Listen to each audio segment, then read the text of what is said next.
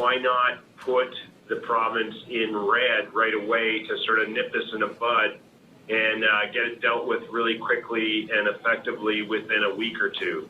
Any thoughts on that? I'm going to start, and then I'm going to let Minister Shepherd comment.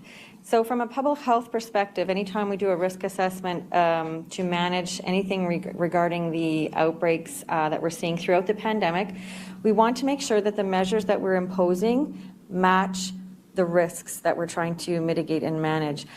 It is a little bit challenging to do that without the information, so it's not necessarily a bad idea, but we just know that the ramifications of going to red in terms of what we saw with the first wave were quite negative in terms of unintended consequences and negative outcomes.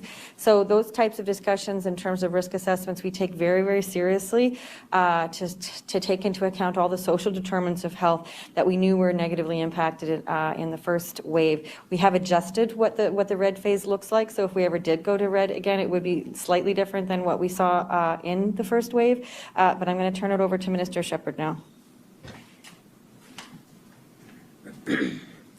I'm just going to build up a little bit on Dr. Russell's comment about unintended consequences.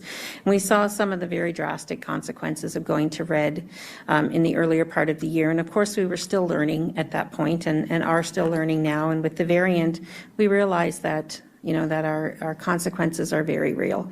So, when we go to red, we're closing schools, we're telling employers to send their employees home. We're making it difficult for parents to find childcare if they can continue to work for themselves. We're making it difficult. I mean, when children are sent home from school, they don't disappear. They have needs that need to be met. So we're trying to be very conscious of the social implications, the economic implications of a red.